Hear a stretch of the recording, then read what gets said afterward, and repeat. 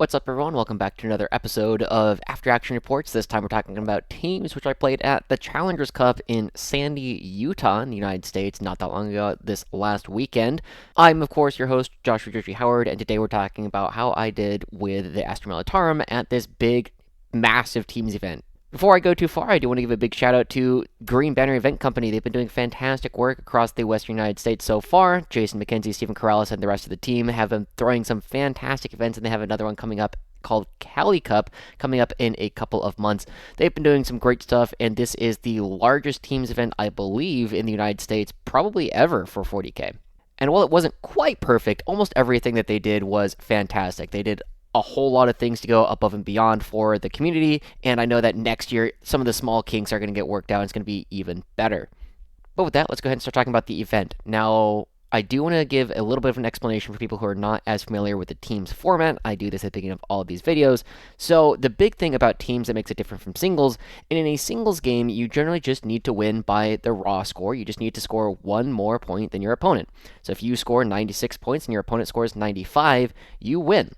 However, that's not really how teams work. Teams cares a lot more about the differential between the scores than just the raw number that you actually score. You take the 8 members of your team and you take the 8 members of your opposing team, you take turns pairing them up against each other, and then at the end of every game, you take a look at what the difference in the scores were. And in that same example, if I score 96, my opponent scores 95, and I win by 1 point, well, that's close enough that the team's format decides that it's actually a draw. I score 10 points for my team, and they score 10 points for theirs. In order for me to actually score points for my team, I need to beat them by at least 6 points. So if I score 96 and my opponent scores 90, I get 11 points and my opponent gets 9. And then every increment of 5 beyond that gets the winning player an additional point for their team and takes 1 point away from their opposing team. Different sizes of events will use different cutoffs for exactly what it is. I believe at this one it was 86 points in order to get a win as a team. But in 5-mans, it's oftentimes 54 points for a win, or maybe 55 points for a win. But regardless, you're still trying to take the teammates on your side and make sure that more of them win by bigger margins than you give to your opponent. So with that in mind, let's go ahead and talk about the team that I was playing with. I've been playing with Githammer for several years at this point. They are really the homies, and I've been going to them pretty much every single teams event. I freelanced for Deep Strike Gang up in Seattle not that long ago, but Githammer are my boys. I believe we're going to be doing a video in a little bit more in depth on exactly our strategies and things that we were doing at Challengers Cup, but for now, I'll go ahead and introduce them. We had Alejandro playing World Eaters, we had Ben on Tau, we had Chris playing Chaos Space Marines, I was on Guard, Keaton was on Orcs, Michael was on Tyranids, Omar was on Chaos Demons, and Victor was on Blood Angels. There's pretty normal stuff kind of across the board. Alejandro was on, I think it was 30 Berserkers and characters in Berserker Warband. Ben was playing a lot of Crisis Suits and Triple Riptides in Retaliation Cadre. Chris was playing Renegade Raiders list. I was playing Combined Arms. Keaton was running 20-man boys and the Gaz unit in Warhorde with the character that also lets them move through models and things. Michael was playing a Big Bugs variation of Subterranean Assault. Omar was playing a bunch of Big Demons in Demonic Incursion, and Victor was playing a slightly more teched into the melee matchup, Blood Angels, including things like the Sanguinar and whatever the Dev Wound guy is called. I can never remember what his name is. Azrael? That might be a Dark Angel, but regardless, he was running that. And overall, our main strategy was we were going to use our melee players in order to play on the WTC boards because it was a mixture of Games Workshop suggested boards and WTC. We were going to give all of our melee players as many of the WTC boards as we could and ask them to score big for us. Whereas the rest of our team was mostly just going to be trying to blank a lot of these melee matchups, just not lose to them really, really hard, and then use the fact that a couple of the boards were really shooting favored in order to get big wins for our players on the Games Workshop boards. Now, one of the big things to keep in mind when you're looking at teams lists is a lot of them work in singles environments to differing degrees, but it's going to depend a lot on the kind of things that you're trying to do for your team. I got permission from my team that I was going to only be playing on Games Workshop boards. I was never going to be playing on a WTC board, and with that in mind, it means that I can play different things because Rogal Dorns don't fit very well on WTC boards, especially if you're not playing Hammer of the Emperor.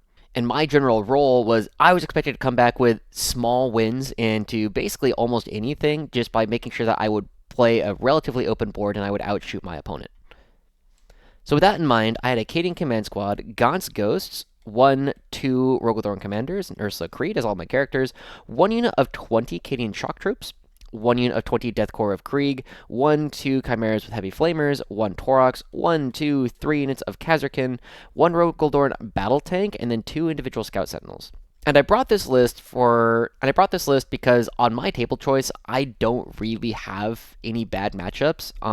There's a couple things like I don't really want to play into jails. I don't really want to play into super heavy infiltrate. And especially on things like Search and Destroy, I don't really want to play against something like Wolf Jail, where it's just kind of a flip as to whether or not I can actually play the board.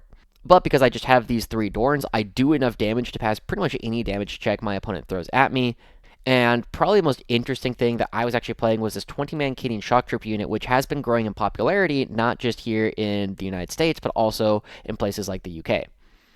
And this was an idea I borrowed from Chris Daly, one of the top players down in Atlanta. And what this unit allows me to do is, one, in matchups where I am allowed to go touch the center because they cannot kill the unit in 1 activation, I can go take the Cadians and I can touch them onto the middle objective. If my opponent shows something that doesn't kill the entire unit all at once, I can go out and sticky it, and then if they have to at least show something to make sure I'm not holding the middle on turn 2. The other big thing that this unit does is in matchups where I'm worried that my opponent can actually just kill the unit outright, such as if I'm playing up against a unit of Berserkers or something, they screen my entire backfield, they screen my entire DZ by themselves. I can touch both corners and still have another Tendril being ready to go actually touch the middle of the board as well. And it's a ton of OC and a ton of presence later on in the game when the lethality of the game has gone down. Overall, I was pretty fond of this unit. It did a lot for me throughout a lot of the games. However, I didn't do as much as I wanted it to because I ended up getting a fair number of games where I just wasn't allowed to use this unit as aggressively as I wanted to. So let's go ahead and start talking about our first round. It is a little bit of a spoiler, but we were playing up against Making Saves, and we got kind of blown out in this one.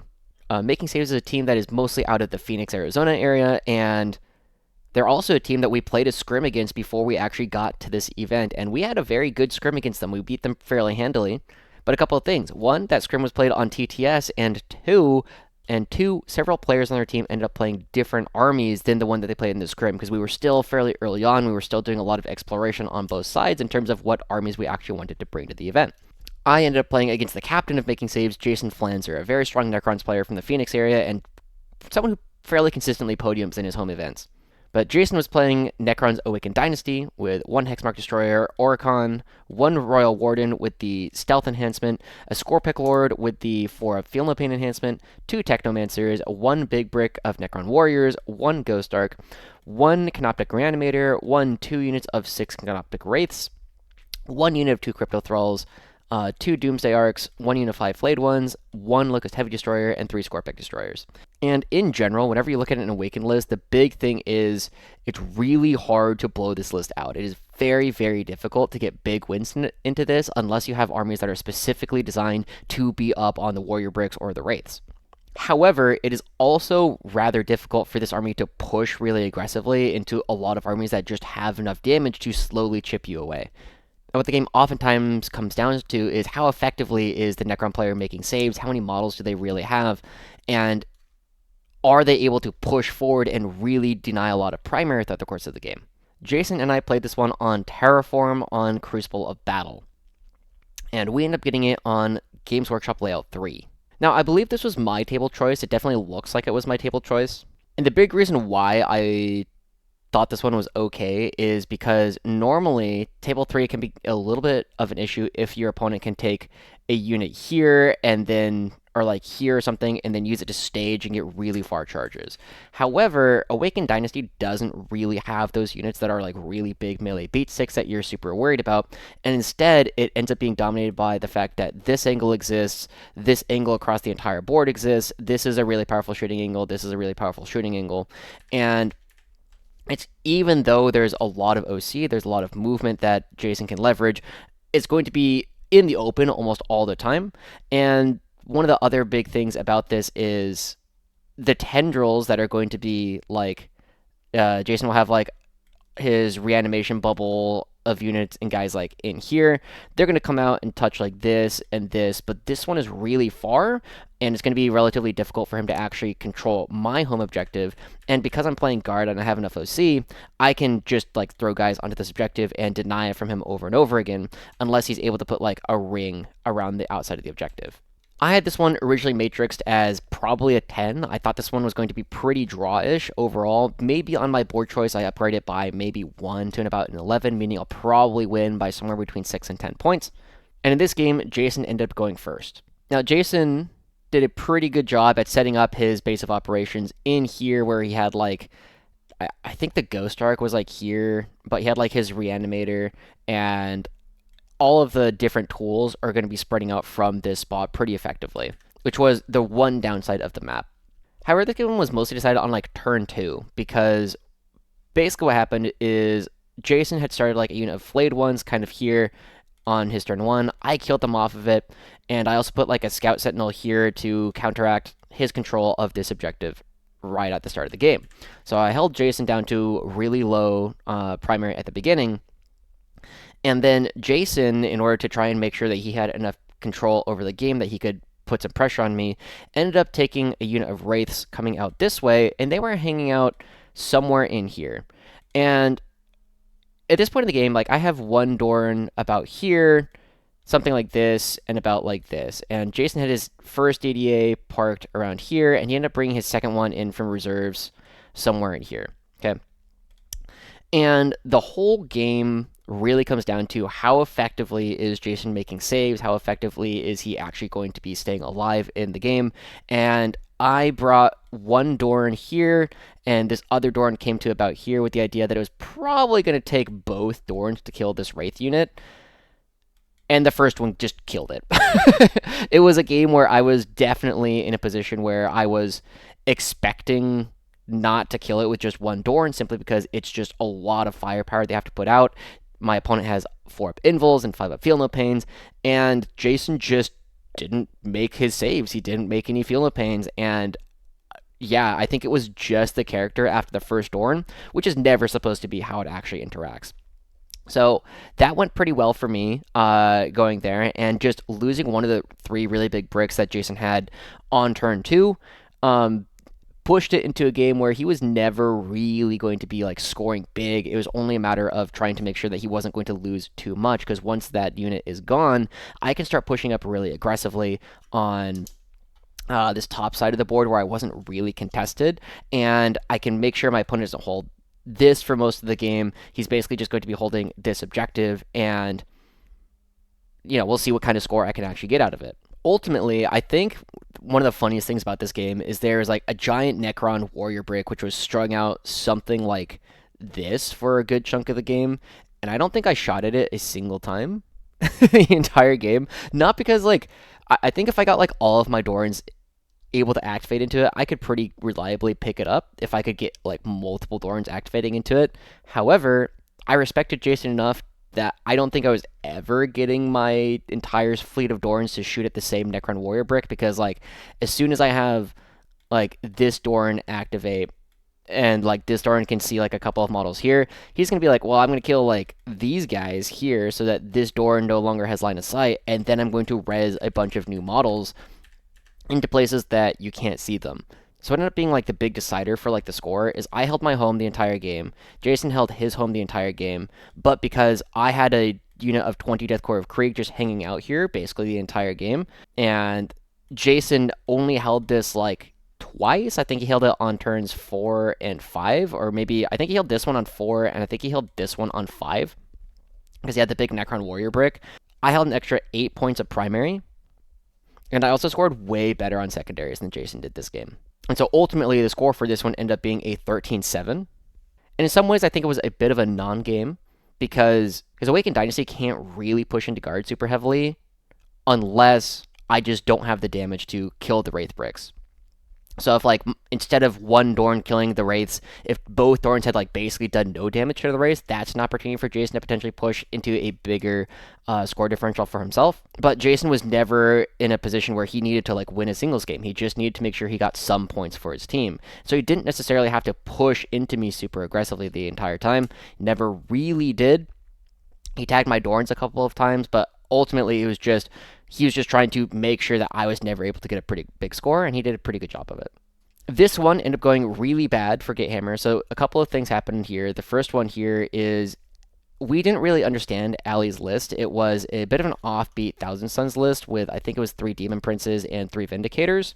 And we thought that we would have a better time into that with our Chaos Space Marines than we actually did. And because of that, we ended up telling a couple of players to push. In particular, we told our Tau player to try and push into Aeldari. He said it got really close, but he ended up like failing to kill a couple of things, and then he got blown out by the Eldar player. And then we told our Blood Angels player to push, and that also went poorly. So we had a couple of spots where we had one game go really badly, and then we tried to recover it in 2 other games, but both of our gambles lost there. I think in retrospect, like if we had wanted to play this to like a 70-point loss, we probably could have instead of telling these players to push, but we decided we would rather try and get a draw or a win than we wanted to get like a close loss. And so because we went for those pushes, they didn't go well, we ended up losing. Making Saves went on to do very well at this event. Having lost our first round, that means we are now in the 0-1 bracket, which meant that we were also going to be playing up against other teams that had also lost their first round. And for this one, we ended up playing up against the Miniature Manager, a relatively local team. I believe they came out from Boise. And a lot of their players had not really played any competitive 40k before. They had played like maybe a couple of RTTs, but a lot of them were going to their first event.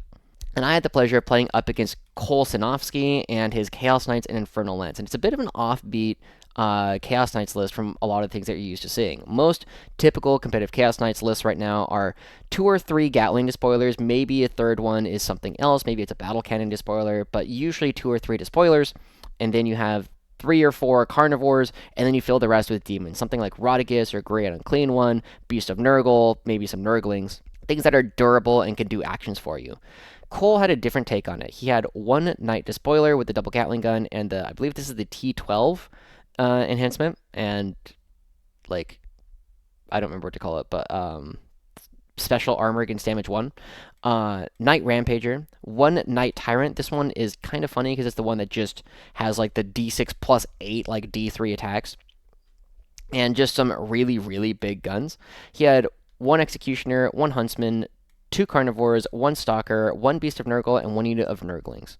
Cole and I played this one on Take and Hold and Search and Destroy, and this again looks like my table pick. It's probably a lot of my table picks. This one was on Layout 6. Now, Cole was great to play against. He was clearly having a good time. He really enjoyed the game.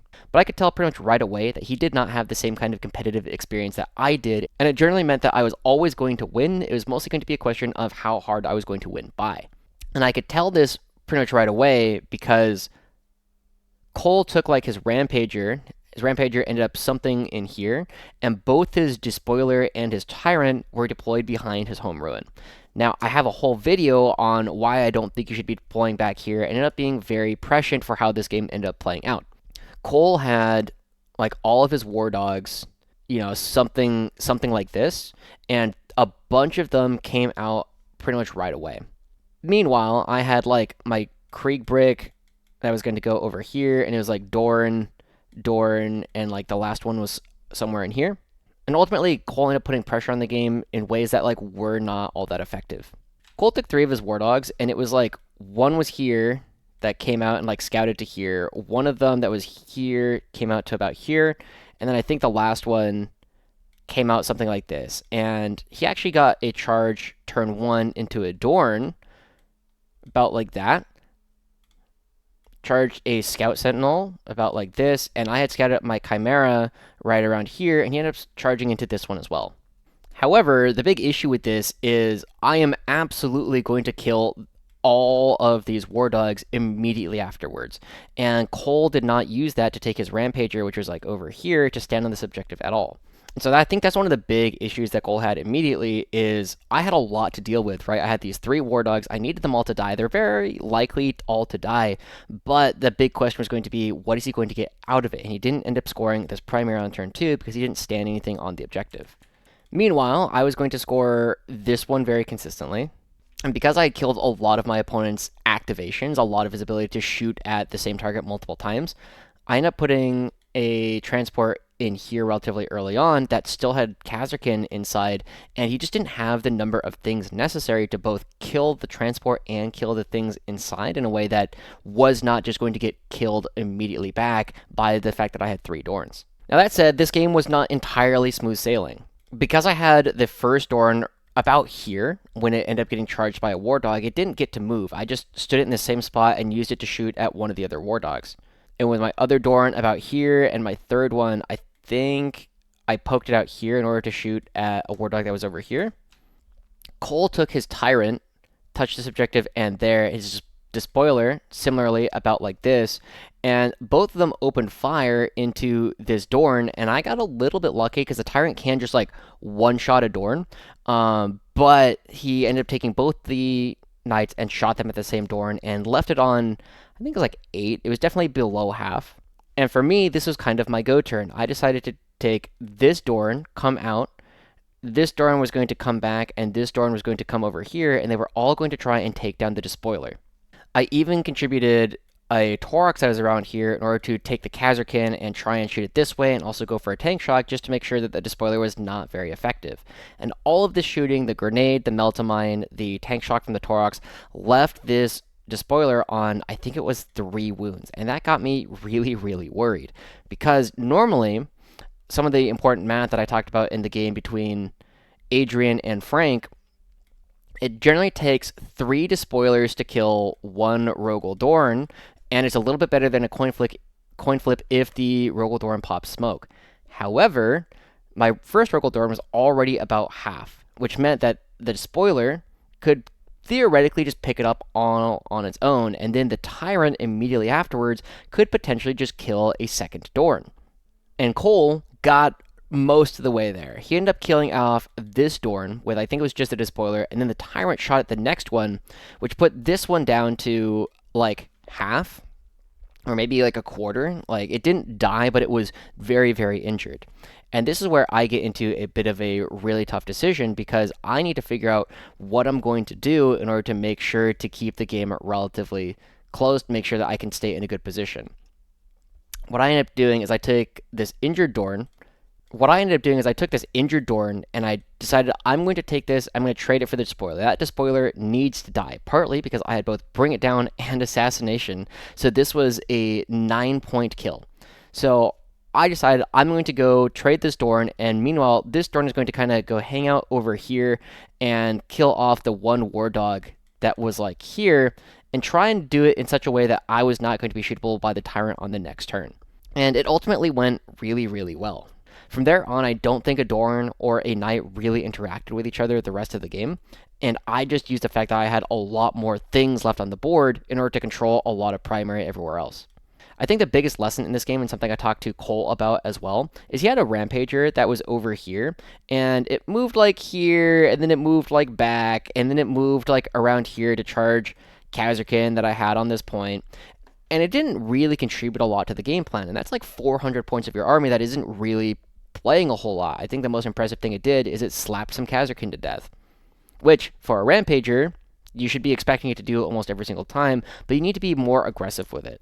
One of the things that I encouraged Cole to do if he were to play this again is, instead of taking like the War Dogs out and actually have them be the distraction, he got to see a little bit about what happens if 3 Dorns are shooting at this same Knight. Like, they should kill it, but they aren't always necessarily going to be able to. So if he just takes the Rampager and just throws it out in the middle, pops the 4-up invul, gives it the 6-up Feel No Pain as well, I have to take basically all of my Dorns that are here, and I have to expose them in order to kill this giant Knight that is running me down.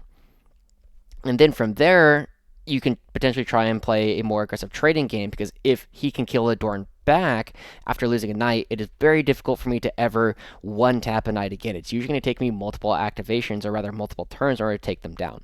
But regardless, this one ended up being an 18-2 in my favor. I scored 25 more points of primary than Cole, and I also scored almost all the cards that I was dealt. I ended up getting a 36 in secondary compared to Cole's 20. And as you can see, this was a really big blowout for us. We ended up getting 137-23 as a team, and we only had one player get less than a 10 here. We only had one player get less than a 17, because our Chaos Demons end up having a worse matchup into the Space Wolves than we expected. But this was the most points that Githammer has ever scored in an 8-man team ever in a single round. Like I said, a lot of the members of Miniature Manager were going to their first event. They seemed like they were having a good time. They had a great attitude about all of their games as far as I'm aware. And they did end up winning one of their matches over the course of the event. For round 3, we had the pleasure of playing up against Githammer. Yes, that Githammer, the one that makes a bunch of articles and has a fantastic website. If you're interested in seeing more competitive 40k content, I would strongly recommend you go check out Githammer. I had the pleasure of playing up against Wallace. Wallace said that Wallace said they hadn't played nearly as much 40k in recent times because he's been running a store. He hasn't necessarily had as much time to actually play games. But he was filling in here for the team, and he was playing Chaos Space Marine Soulforge Warpack, which is not a detachment I am very used to seeing. It's not something I see very often at all. But the basic premise of the detachment is you take your Dark Packs at -1, so you have a 7-up leadership effective rather than 6-up leadership, and in exchange you get +1 to wound. The army was 1 Lord Discordant on Hellstalker, The army was 2 Lord Discordants on Hellstalkers. I don't remember which of these was which, but one of them meant that he had a full reroll aura, kind of like Abaddon. Vashtor the Archifane, which gives all of your demon engines +2 strength and an aura, I think only in shooting, but also maybe in melee. 1, 2, 3 cultist mobs, 1, 2, 3 Forge Fiends. 2 of them had the plasma all around, one of them had 2 autocannons and 1 plasma. There's 1 Hellbrute who has the aura of giving you both Dark Packs, so if you normally are taking sustained, Hellbrute allows you to also get lethal. 1 Helldrake, 3 Venom Crawlers, 1 Beast of Nurgle, and 1 unit of Nurglings. Wallace and I played this one on Scorched Earth Crucible of Battle, and this was on Games Workshop Layout 3. Now, this one I was way more comfortable taking it on this board because there's not a lot of, again, like really big melee beat 6 that can go through this wall. You can do it in Soulforge Warpack for a command point, I believe. But even then, a lot of the things that could potentially be here are just going to be big, and I can block their movement relatively effectively. And just like I said before in the game against Jason, you got massive firing angles kind of all over the place. Now, I had a conversation with Wallace relatively early on in this game. I believe it was on turns 1 and 2, where we basically said this game is going to be either kind of a nothing burger. We can both look at each other and just like not really shoot and just not really play much of a game, and we can walk away. One of us is probably going to get a 12, the other one's going to get an 8. Maybe it's going to flip back and forth. It's just going to be a game of putting guys on points and going from there. Or we can lean into the shootout, lean into the fact that we have a bunch of vehicles and just kill each other. And I got a call relatively early on in my games because I was still thinking, like, do I want to play a game where I am going to be relatively aggressive, where I can try and increase the volatility of the game? And I got a call relatively early on from my coach. Yes, you want to play into the game. You are trying to get a bigger score because at least one of our other games is going wrong. And that's one of the best parts about teams is sometimes you get that call like, hey, your buddy having a great game. You don't need to do anything. You just need to make sure you play a really boring, really stable game, which is what I did at Portland. Or sometimes especially in 8s where you're more likely to get blown out one way or another, you can try and get a counter blowout. You can really lean into the volatility and try and take a situation that seems pretty bad and try and turn it around. I got the call, play into the volatility. So relatively early on, Wallace ended up putting, I think it was like 2 Venom Crawlers like right over here, and he had like Forge Fiend, and like he had like his like reroll aura package just kind of hanging out right behind it. And this whole package was set up such that it could move into these firing lanes and shoot something like this. I ended up taking my Dorns, which were again something like this, and moved 2 of them into this firing lane and this one into this firing lane with the idea that I was going to kill everything that was in the middle of the board for Wallace. I was going to make sure that there was no little pieces for him to actually like try and score any secondaries or really stand on primary without using some of his really big models. And so at the end of their movement, my Dorns looked something like this.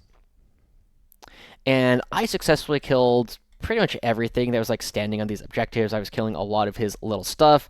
I killed a Venom Crawler that was over here. So I think all 3 Venom Crawlers were dead So I think all 3 Venom Crawlers died in bottom of 1. I think I killed some cultists as well. And maybe I killed like 1 or 2 other things. But this is where the clapback came.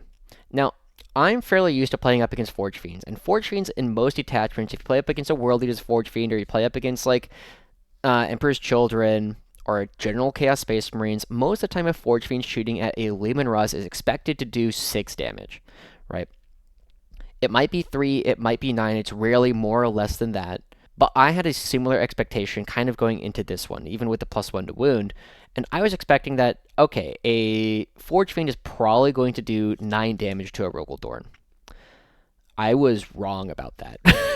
And it was bad. So one of the big things about this to keep in mind is normally you get 3d3 shots at 10, 3, 3, right? That's a normal Forge Fiend platform. However, a bunch of things come in at the same time. 1, full rerolls. You have the Lord Discordant who is standing something like this, and anything, I think it's within 6, might be within 9, anything standing next to him, full rerolls hits, okay? Then you get sustained and lethals, right? By having a Hellbrute who is standing again somewhere in here, this guy has an aura of you get both parts of the Dark Pact. Okay, now you add in +1 to wound from the detachment rule. And then you also add +2 strength coming in for the Forge Fiends because they're standing next to Vashtor.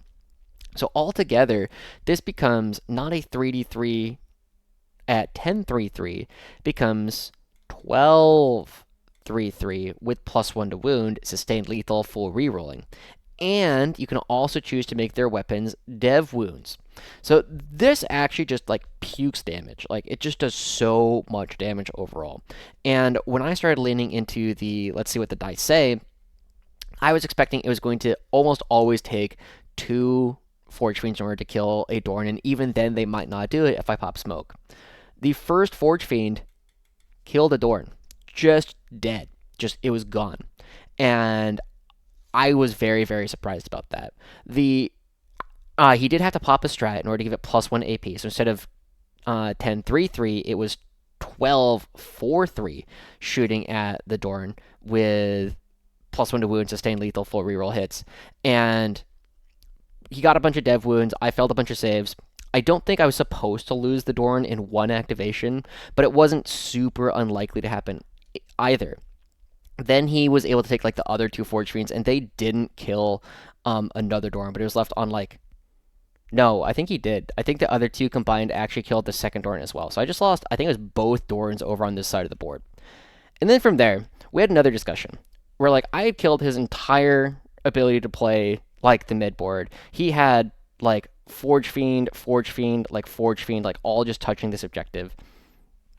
And we could kind of just like play a game where if we wanted to make it a nothing burger again, I had clearly lost the shootout. So it was a question of whether or not I just wanted to like play for a relatively boring game because I still had way more just things running around the board in ways that Wallace couldn't really match.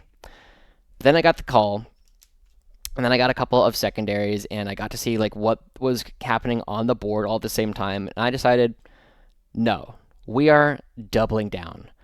I recognize that I have 1 Dorn. I recognize that my opponent still has all 3 of his Forge Fiends, but a couple of things had happened. 1, I had a Chimera full of Kasrkin hanging out here. I had an entire another Dorn, and of the Forge Fiends, one of them was on like, I think it was like 7, because it like failed a Dark Pact and also failed one of the hazardous tests. Another one here was injured. I think this one was on like 11, and then this one was at full, whatever full was. I think it's like 12 wounds to start. And I thought to myself, if I can kill 2 of these Forge Fiends, I can probably just like win from that position. And I took these Kasrkin. There's actually a really interesting moment where we had to figure out how many Kasrkin were able to stand on this objective, and I was able to put enough of them on with the Duty and Honors that they were all 2 OC in order to deny the objective from Wallace. And then he overwatched and killed 6 of them, so I only had 8 OC, which meant that I could still take the objective from Wallace if I had killed a couple of the Forge Fiends. And so I took these Kasrkin, and I took like a Scout Sentinel that was running around here, and I took this Dorn, and I killed 2 of the Forge Fiends. And I'm sure some of you guys who are watching this are starting to see what the issue is going to be for Wallace from this position. One, he does not have the best Forge Fiend for shooting at the rest of my guys. He still has the one that has 2 autocannons, which is, I think it's like 912 or something. It's not a guard autocannon. It's definitely worse. It has more shots, but it doesn't have the same kind of AP in order to punch through Dorns really effectively. Also, because going from strength, I think it's strength 9 to strength 11, is still normally winning on 5s. So I leave him with the Forge Fiend that's least good at killing Dorns. And I have this massive unit of Cadians that are just hanging out. I still have this massive unit of Krieg that is just hanging out. And these guys can now start moving towards the middle of the board because there simply isn't the volume left in Wallace's army in order to deal with the massive number of bodies I still have available to me. And because of that, because I still had so many bodies, because I still had so many things left on the board, even though I had lost 2 Dorns in 1 shooting activation, I was still able to control a lot of the board. I still controlled a lot of the primary, and I ended up winning this one 16-4. I scored a 92, Wallace scored a 60, and it's all because I just had so many more things left in the tank after Wallace had shot me. I think there was a line, like we had discussed earlier, I could have just played this one for a really boring 12. I also could have played this one after I had lost 2 Dorns. I probably could have played it for a really boring 10 after that, just because he is now uncontested on this side of the board, and my entire army can just kind of retreat over this way.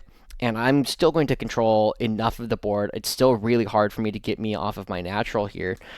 But I had told my team, hey, I'm going to lean into the flip. I'm going to lean into the volatility.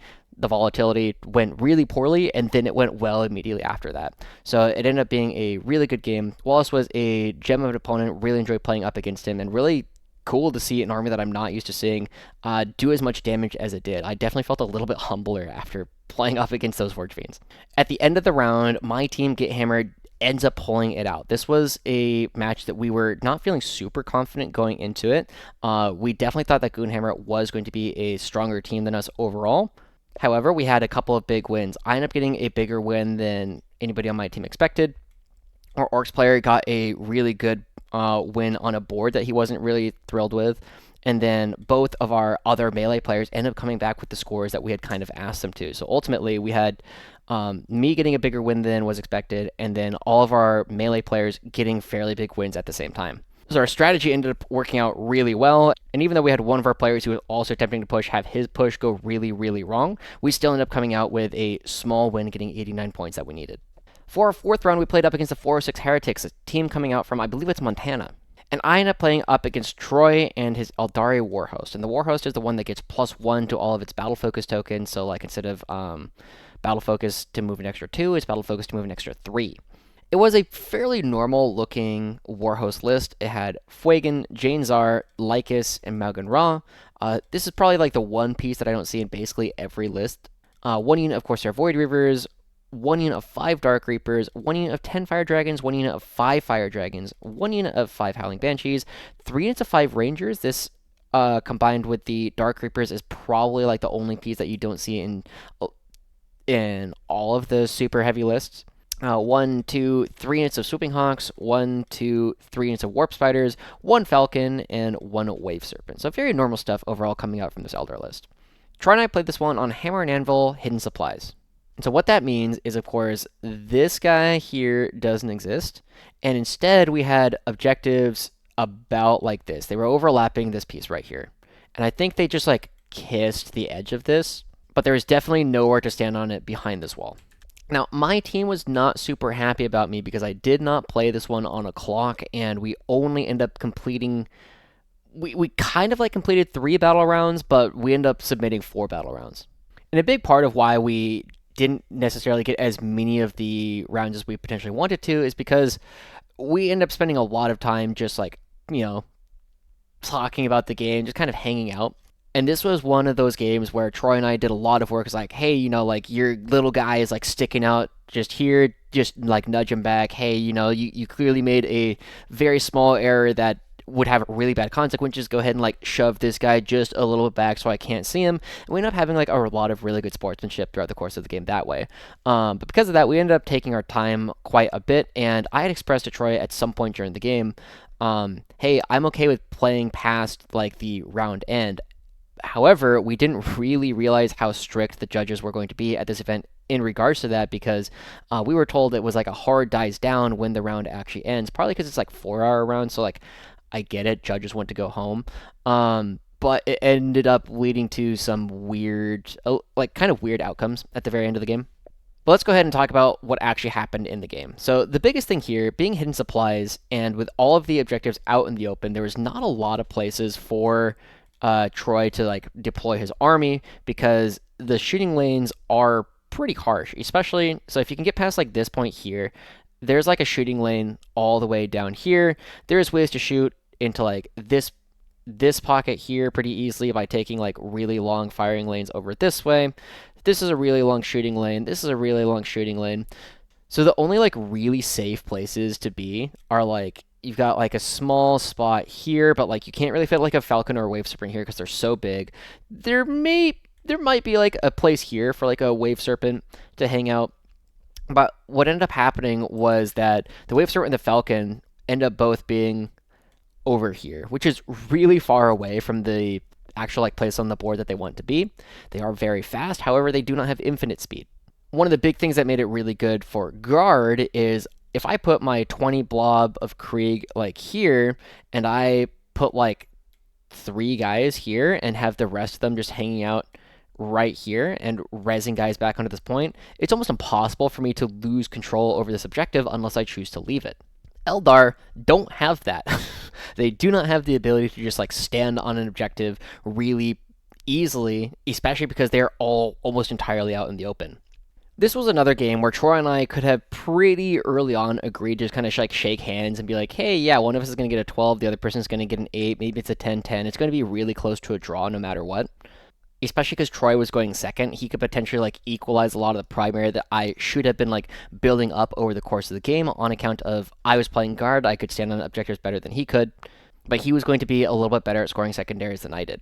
And probably the most interesting thing that happened in this game was I had my 20 brick of Krieg just kind of hanging out here, and there was a couple of units like back over here and a string of rangers, something like this. Also, like the Wave Serpent and the Falcon were like over here. What I was going to try to do in the game was I want to take this unit of Krieg, bring them out, move, 9-inch this way, and then by taking these guys out more this way, when I charge here, I can potentially swing this unit out this way so that I can end up tagging the Rangers. I think these were Void Weavers, and both the Falcon and the Serpent. Unfortunately, I'm not Wesley St. Hines. I probably didn't like send these guys out far enough this way and ended up moving them more in this direction, which meant that when I rolled a 10 on my charge, I ended up having to put way too many guys in base to base with this unit, and I was not able to swing out wide enough. So instead of swinging out to like here, like I had wanted to, I actually ended up only swinging out to about here, which meant that I was still able to tag over here and put an annoying number of bodies in this area so that the Falcon and the Wave Serpent weren't as free to do what they wanted. But I ended up getting a lot less power out of the swing charge than I had initially hoped to. I think if I get that swing charge and tag both of the transports, I probably get like a 15 or something, just because I can now very safely stand on objectives with vehicles when they normally will just die to fire dragons. So that's probably the most interesting thing. So that was probably the most interesting thing that happened in this game. The second most interesting thing was there was a Wave Serpent here, and Troy didn't realize how visible the Wave Serpent actually was. And it was actually in a position where I could get more Dorns to shoot this than he potentially expected. Because I was able to get a Dorn that was kind of hanging out here. He was able to move out this way, and I think the angle that Troy didn't really respect was this one, which just goes across this entire board. And then my goal was that I wanted to have my other Dorn, which could now be wholly within this ruin, and then shoot the fire dragons as they come out. And if that actually works out the way that I wanted it to, I just blew open the game again. Unfortunately, the first Dorn to activate into the Wave Serpent didn't kill it. I wasn't able to be in range with my multi-meltas from this Dorn here, because I wanted to save this one. I think this one might have been within 18, but I wanted to make sure that I could shoot that one at the Fire Dragons afterwards. So the Wave Serpent ended up living, and then the Wave Serpent ended up tucking over this way. Wave Serpent ended up coming out this way later, hopped out the Fire Dragons. I overwatched the Wave Serpent to death, which Battle Shock it, which had multiple like things that mattered because of it afterwards. And then the Fire Dragons all shot like here. I think Fuegan tried to shoot at like this Dorn, and both Dorns lived, which is not supposed to happen. And then basically after that, time was called. We had a judge. Like I was trying to rush through my top of 4. Troy played the bottom of 4, and we ended up submitting a 4-round game, but it might have been a 3-round game, and it was a bit of an odd one.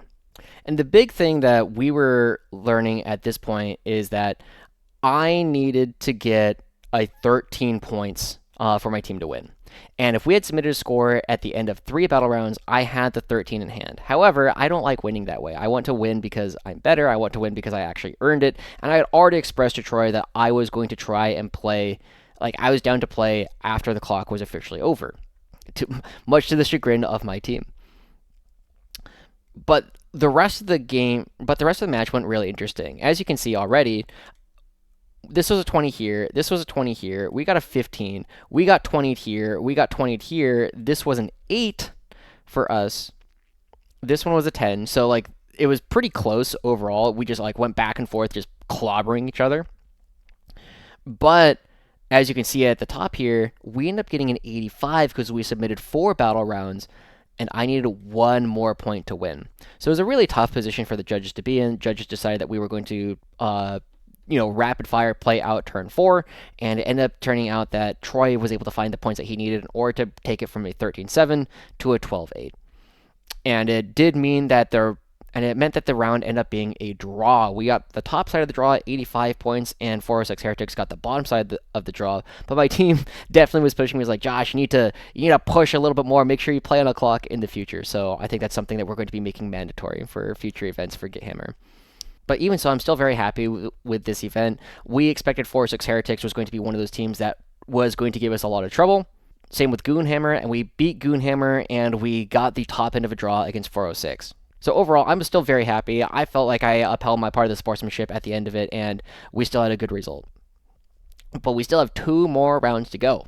For our round 5, we ended up playing up against Las Vegas Mind Goblins. And Las Vegas Mind Goblins is interesting because Githammer has played against them at the last 3 events that both teams were at, and Githammer has won all 3 times.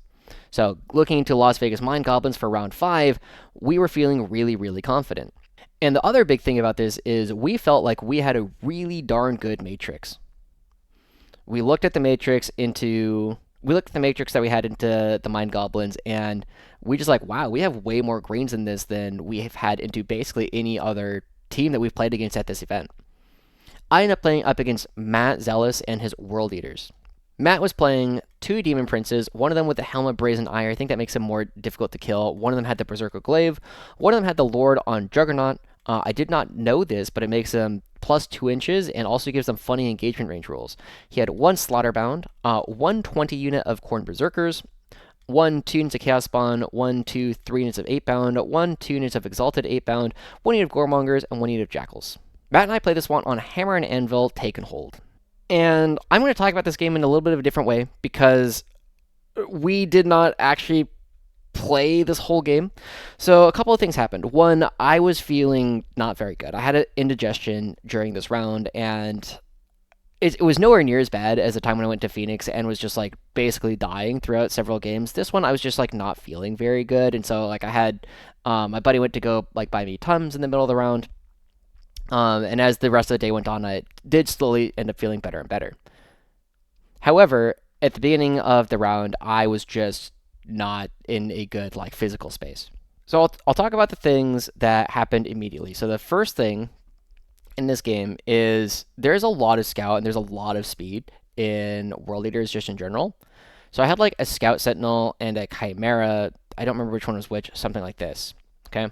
And I had another Chimera, or a Taurox somewhere in here, and I don't remember. I think the other Chimera was like here, okay?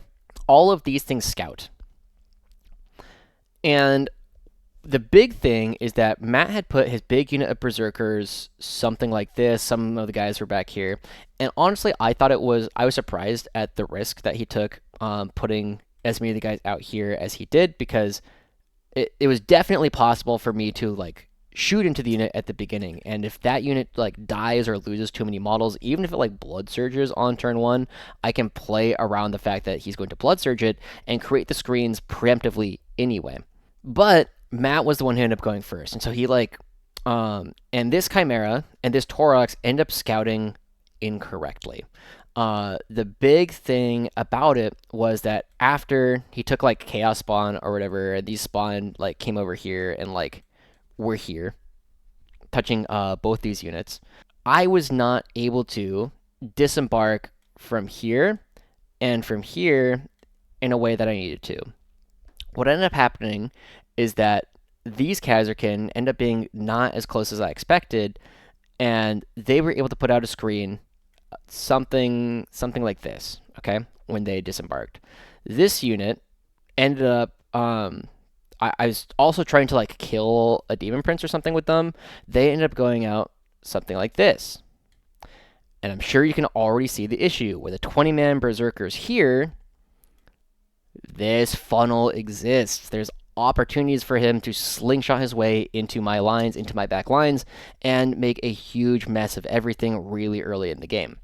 That's probably the biggest mistake I actually made in this game, was leaving this funnel in a way that he could actually create a lot of pressure. It was only, like, realistically, I think this was probably about like 2 inches wide, maybe 3 inches. It wasn't a particularly large gap, but it was large enough that really good players would be able to abuse it. However, on his next turn, Matt made a really game-breaking mistake. So there's a stratagem in World Eater's Berserker Warband called Skulls for the Skull Throne. It's 1 CP, and it's fight phase just after a World Eater's unit from your army destroys a character or monster model. This allows you to re-roll your blessings and get access to blessings that you didn't have at the start of the battle round. Matt made the mistake of thinking that it also said vehicle. And so when he had like his 20 Berserkers and like a Demon Prince or whatever, the Berserkers came out this way, and the Demon Prince, or maybe 8-bound or something, killed a Taurox. And he spent CP, he rerolled his blood dice, and he goes, awesome, I now have access to 6-inch pile and consolidate. This ended up having several really big effects. The first one is a unit of 8-bound that was like here. They kill like a Sentinel and are then able to consolidate over this direction. The other thing is this giant Khorne Berserker brick, which ends up being something like this, gets a bunch of extra movement. I have like my other Sentinel around here, and the 6-inch pile consolidate allows like 1 Berserker to come over this way and allowed the Lord on Jug to punch this thing to death. But ultimately, it gives access to a lot of extra movement and pushes this entire side of my board really far back because of it. Now, we didn't notice this at the time. I, around this time, go over, talk to my coach, tell him I screwed up. He asked, like, are you going to score any points? I was like, I don't know. I might be looking at getting 0. We play a little bit more. I try and line up a couple of Dorns, like one comes over here such that it can shoot like the 8-bound and like shoot over here. I have another Dorn here and like another Dorn here, and they're like trying to draw little lines in order to shoot at the giant Berserker unit. Because if I can kill the Berserker unit, like I can still recover the game to a degree. I'm probably never going to win, but I can still score points for my squad. And around this time, I have like Gaunt's Ghosts over here. They tried to, shoot like a Demon Prince and shoot like Exalted 8-bound or something.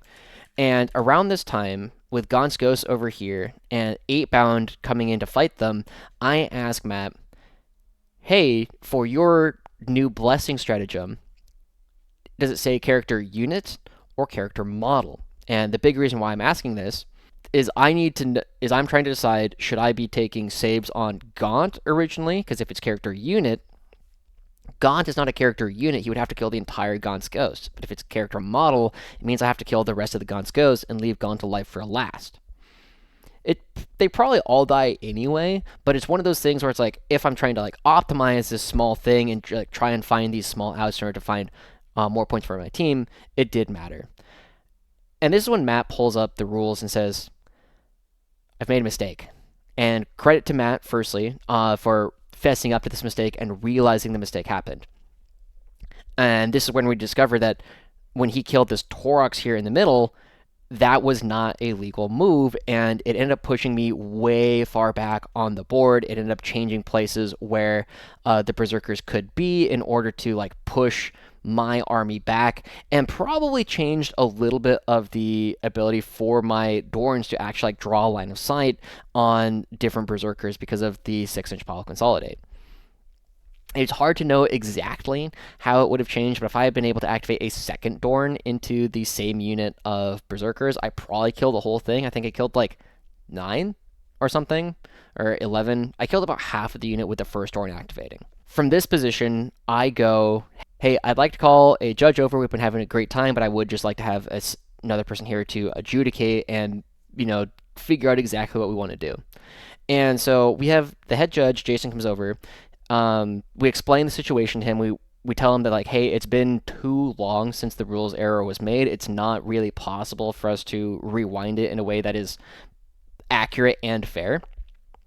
So he goes over and says, I'm going to go bring in another judge, and we're going to go from there. However, Matt and I had been playing. Like I said, I wasn't feeling super good at this point, but Matt and I had been playing an incredibly precise and incredibly honest game, and we were like every single time one of us wanted to do something, it's like, hey, this is what I'm trying to do. I'm going to try and move my models in order to make sure it's possible. Honestly, like one of the most precise games I've ever played, and I really appreciated that about Matt. And he also was like very forthcoming. Was like, hey, I made a mistake on the rules, and it drastically changed the outcome of the game in his favor. And so Jason goes and grabs the other judge, brings the other judge back over. And at this point, or around this time, I reach out to Jason and I say, hey, I would like to propose a settlement. I would like to propose that I'm going to give my opponent a 16-4. Now, in my mind, I was kind of wrestling as like what a fair number was. Like, I thought realistically anywhere between like 12 and 17 were plausible scores. If we had played the game without the rules mistake from my opponent, he was definitely going to win because I had messed up. The question was going to be how big of a win was it going to be. I settled on being maybe a little bit more generous than I needed to, but something I was still comfortable saying. It's like, hey, if I give my opponent a 16-4 as a final score, and we just submit that, and the judge Jason was very into it. He was like, look, I understand the integrity of both of the players involved. If both you guys are willing to accept that as the score, let's go ahead and do that. The other judge at the time said it was potentially grounds for a game loss, right? Just like give Matt a 0. I would have pushed back against that personally. As his opponent, I definitely would have been like, hey, he was probably winning the game anyway. Can we at least give him a draw instead of just a game loss? But luckily it didn't come to that. So that's basically the entire game of what happened. I'm not going to show like a real score because like there wasn't a real score for this game. I made a gameplay error, and then Matt made a rules error, and then from there we just adjudicated a score and something that we felt was fair. I have nothing but good things to say about Matt as both a player and as an opponent. He was really stand up, really, really precise with it. Luckily, I'm a fairly precise player as well, so we were able to like have a really good, precise game the entire time. He stood up, was like, hey, I made this rules mistake, and I'd love to play him again. I wish, one, I was feeling healthy, and two, hopefully we don't have any like game-breaking rules mistakes that we can't reverse from that position. But I know like some people were asking, is like, whoa, Josh, you only scored like 20 points in this game. I was like, no, like yes and no. Like I wasn't doing well in the first couple of turns, but then after that, like I didn't get turns to play. So whatever score we actually submitted was not what the score of the game would have been. With that in mind, though, we got a really big win. Unfortunately, Chris came back with a 7 on his game. I came back with a 4 on my game, but we got a bunch of other big wins, 20, 17, 18, 16, 16, 19. And so we still handily won the round anyway, getting 117 points. And that means that 4 times in a row, Githammers beat the Las Vegas Mind Goblins. That meant we were really on track at this point because I had gone into this event with the goal that I was hoping we were going to get 3 wins, 2 losses, and 1 draw, which meant that even if we lost our last game, we were still on Matrix. We were still going to be getting our goal, and we'd already done it against teams that I thought were pretty good. For the last event, we ended up playing up against the Florida Alliance. A really strong team who plays out of Florida, regularly plays up against the Art of War guys, and they all had great attitudes about the game. And I ended up playing up against Eric and his Death Guard Virulent Victorium. Now, it's probably the less popular variant of Virulent Victorium that I tend to see, but he had a really cool, like, Davy Jones, like, theme for all of his Death Guards, so it looked really awesome.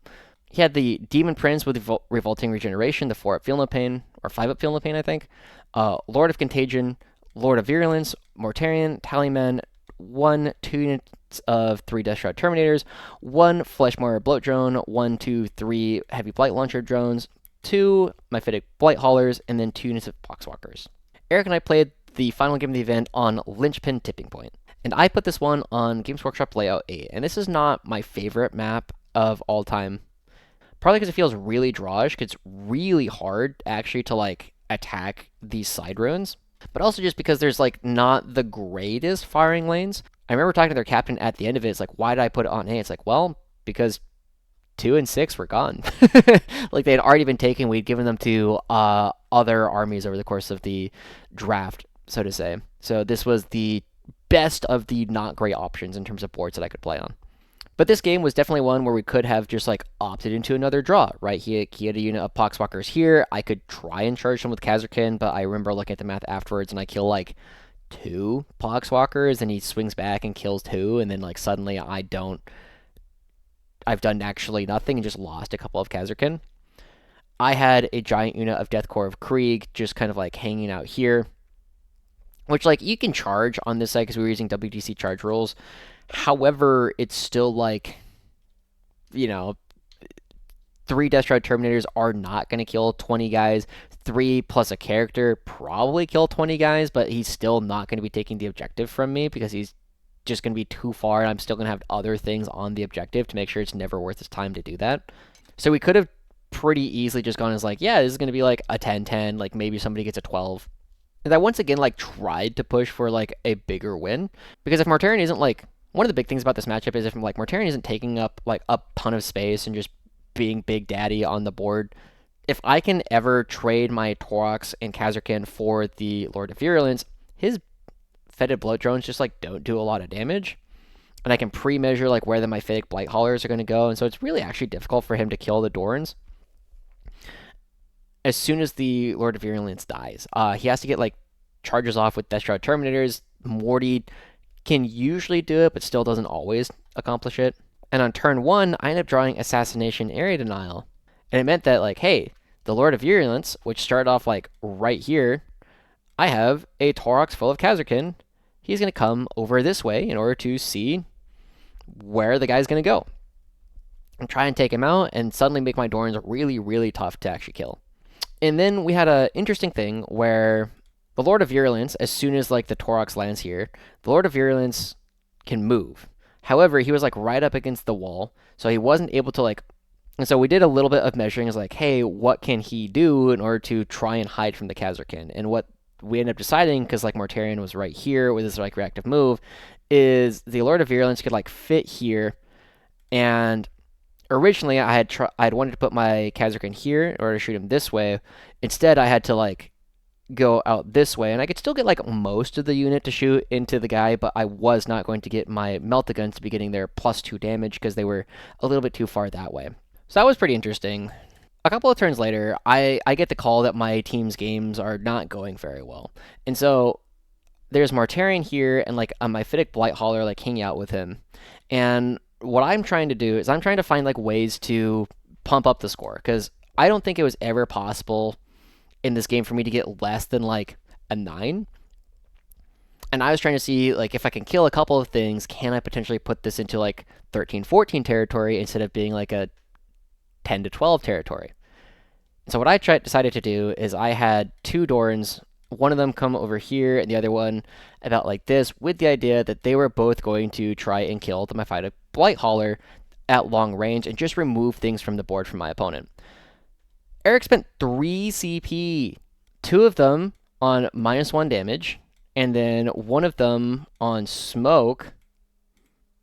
And because of that, the guy lived. Like, the Mephitic Blightholler just lived through 2 Dorns worth of shooting. Now, I wasn't, like, super close. It's basically just, like, the main gun and the autocannons going down range. But it was still just a lot of CP that he ended up spending, and it robbed me of 2, points on no prisoners, which actually, like, mattered, because if I'd gotten 2 more points there, it would have bumped me up to a 12-8, even if, like, nothing else had changed about the game. However, there was a good rapid ingress with Death Shroud Terminators over here. They came out this way. They ended up killing a Dorn, and I think killed most of this Dorn immediately afterwards. And my push had, like, gone really wrong, and so instead of looking at the 12 like I was probably looking at if I had just, like, done nothing for the rest of the game and never really given the Death Shroud Terminators an in, I ended up giving up a couple of points back to Eric.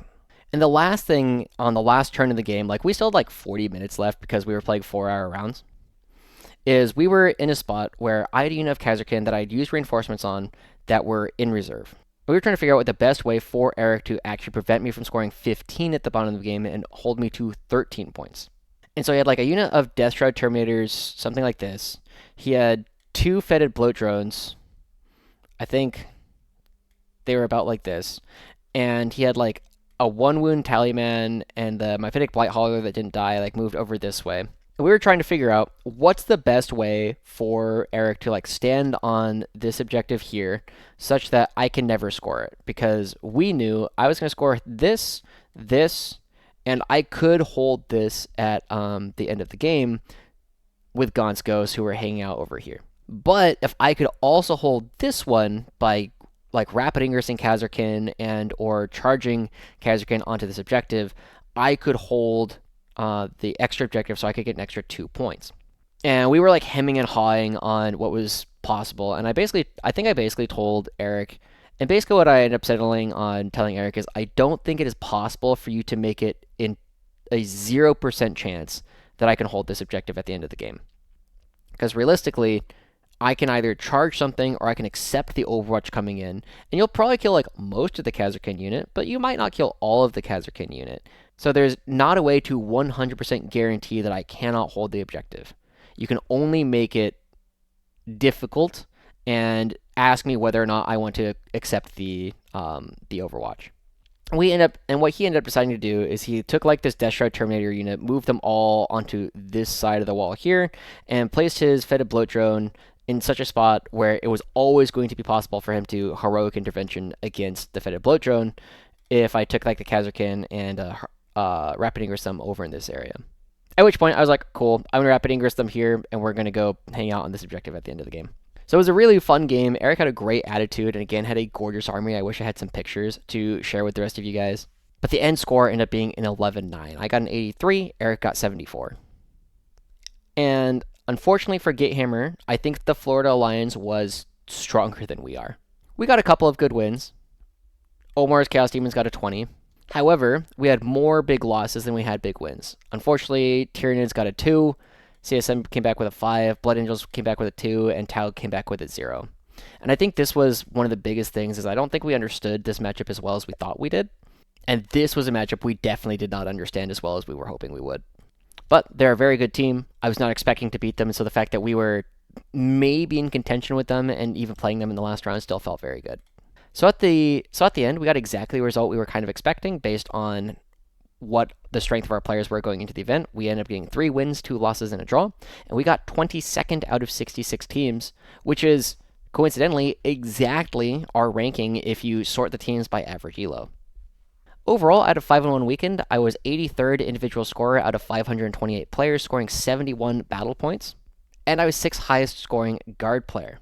Now, one of the fun things for me was looking at this event and just seeing how many people either were in my Discord or have joined it since the event, because John Winter Russell, Ken Bush, Wesley St. Hines, Scott Horace, me, Killian, Lane, Alex, Gabe, and Frank are all in my Discord, which feels really cool to have like such a high concentration of good guard players. So again, if you're interested, find me on Reddit, find me on Discord, password is Rough Riders, and you'll go ahead and get an invite.